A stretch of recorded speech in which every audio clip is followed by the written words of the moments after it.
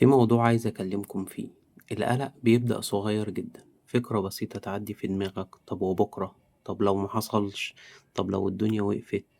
ومع الوقت الفكرة دي بتكبر وتفضل تكبر لحد ما تلاقي نفسك شايل هم حاجات لسه محصلتش أصلا.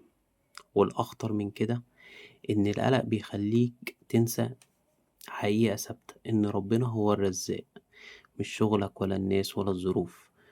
إحنا بنسعى وبنتعب وده المطلوب، بس أوقات بنربط رزقنا بالشغل أو الفرص وننسى إن دي مجرد أسباب، وإن الرزق مش بإيد حد غير ربنا.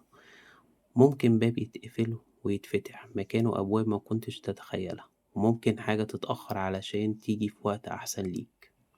القلق بيخليك تحس إن كل حاجة على كتفك لوحدك، لكن الحقيقة إن ربنا دايما شايل عنك حاجات كتير أنت مش شايفها. فبدل ما تفضل تفكر كتير، قول حسبي الله ونعم الوكيل، واعمل اللي عليك وسيب الباقي على ربنا، واطمن، اللي كاتبلك رزق عمره ما هينساه. ولو عجبك الفيديو وعايز فيديوهات أكتر ياريت تعمل لايك وسبسكرايب، تشترك في القناة. سلام.